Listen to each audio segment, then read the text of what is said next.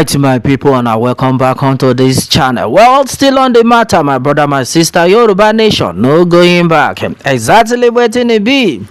Exactly waiting the people them they talk about now, my brother, my sister. Everything now don't they go singing it, and everybody go they say waiting on the shop again.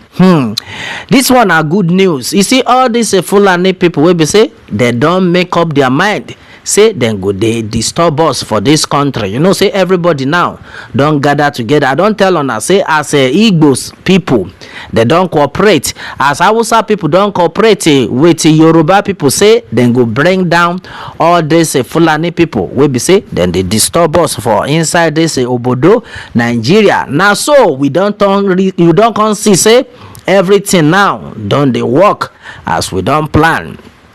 Now shebi una dey see all this Fulani people wey be say then they kpai people everywhere.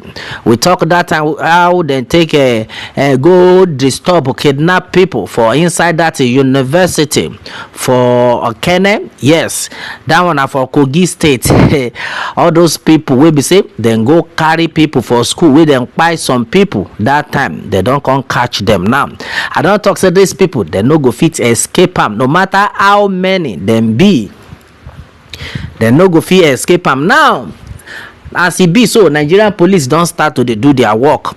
All the Nigerian police, you know, say themselves all these Fulani people, then they even they kidnap soldiers self, then they kidnap Nigerian police. Now all of them don't come ready for all this Fulani. This one are good news.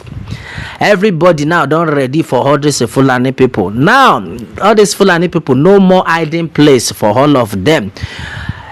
With the news wey be say e dey reach us, shebi na dey see these 3 men wey be say, in fact 3 boys, because all this one are small children wey be say dem sabi to kpai people.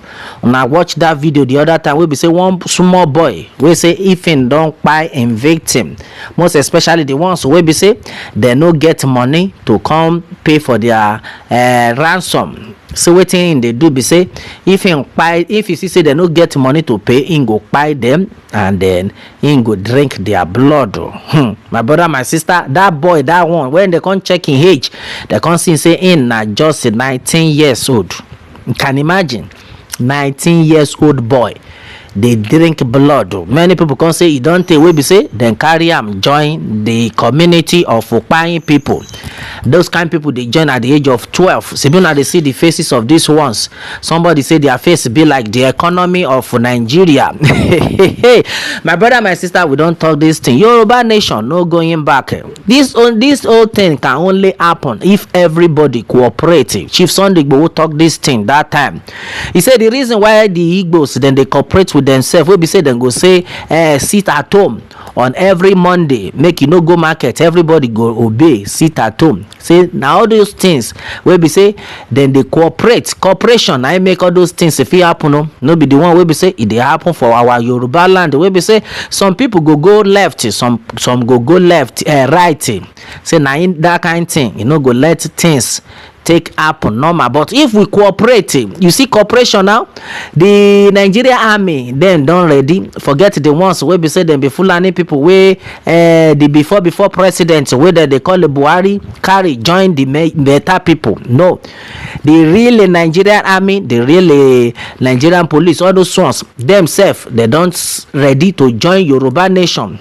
Yes, the other day now some of the police come outside, they talk say all the thing wey be say Yoruba Nation they do, no be say the thing no dey okay, the thing dey okay. Now no be say them no fit support it, but e get some kind rules wey themselves they follow. They no need to use all their mouth to talk to us. We understand wetin e mean. Sake of say the small money wey be say then they see, they no one miss that money. That is why it can't be like say them no support. But when they don't they see say all these Fulani people don't they even they catch them, they buy them too. Now they can't reason up say no. This time around, they all die now die. It better make we do the right job. That is why you go see say this recent time now, police they catch all this Fulani. Well. In fact, they enter inside forest. Now that won't be the thing we be say it can't they switch me pass. Then they enter inside the forest now. They catch all this Fulani people. Like this ones now, they say them before. One do grab. he won't try to escape after he don shoot to the police shoot am, him shoot to first ask me when they for dey get all this firearms. Na there the problem dey. As dem shoot before you know wetin, na him dem come kpai that one. Out of the 4 of them wey dem see, dem kpai that one, e come remain 3. Na the 3 of them na you dey see their faces. So many people don react to say see as dem be like, see their faces, dem be like the problem of this economy of Nigeria. My brother, my sister, Yoruba Nation is the answer. Either they like am or not. The people now don dey cooperate. No say we don talk this thing before, say there is God in this movement, whether they like am or not. Then go soon go down one after the other. All this aboki that would not go to school, see their faces. Now him somebody don't talk. Hey, see their face like a Nigeria economy. That means Nigeria economy she be na dey see as the thing ugly. You ugly no be small. They will soon release them. This one wey dem call one Nigeria, exactly wetin Marus Akawuba talk. You see, like wetin that governor of Zamfara state, that governor na better governor. That one he don comot himself. He say any Fulani wey be say him catch, he said some nonsense people wey be say dem dey position of authority, they go say make dem go release them. Even after these people we don't do many bad things for inside that obodo, they go see say make dem go release them. But he don't say he don't come out himself, say na only God go judge all the people where they release these boys. That's why somebody say dem go soon release them. We know say God passed them this time around. We don't talk am. I don't know why all this our police people self dem go they do this kind thing. You go catch this kind people wey be say na go waste them for that place, na go do that thing for them. Na come see they show them, put camera. Oh my God. Well, my brother, my sister, God big pass them. Yoruba Nation no going back. Exactly wetin e be. That is why I dey say make everybody make them they try their best to cooperate. As far as this Yoruba movement is concerned, na cooperation we need. We don't see say all these people they no want make we go. They don't see say if we go then go suffer. They just say that by fire by force. I don't understand whether this marriage must be by fire by force. But one day, God goes surely fight for us. Yeah, so now, Northern Freedom Fighter, now in them be, according to David John, okay, once their organ make call now, they will be freed. So we need to reason. You see what somebody talk now? Say we need to reason because oga on the top go say me they release them. That's why most of them when you catch them they go they look one place like say they want pour charm for grant. Now they even say they catch all these ones with plenty charm. You see am, me you know say all these people they no even dey ordinary. Say as them be safe their own name. In fact they don't confess it, they don't buy many people. So what una suppose do? Chief Sunday Igboho no do anything. Na pursue and come on for. In fact, they won't even buy that man. Thank God, say God dey him back. We don't talk this thing many times. Uja bless, no man can cause it.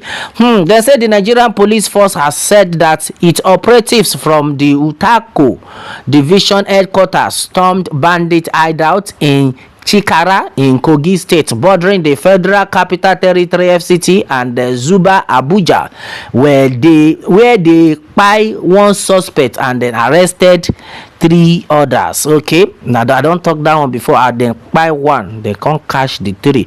All this set of people, they are the Fulani people terrorizing the territory. Okay, Shibuna the Yeram. My brother, my sister, God don't answer our prayer one by one. Then they go down. Either they like them or not. Yoruba Nation, no going back. Exactly waiting they be. Exactly waiting the people. Them they talk about. What more can we say? Meanwhile, let me have your own take, my people, on this one, and then remember to subscribe for more updates if you are just joining us on this channel for the first time. All right, thanks and God bless.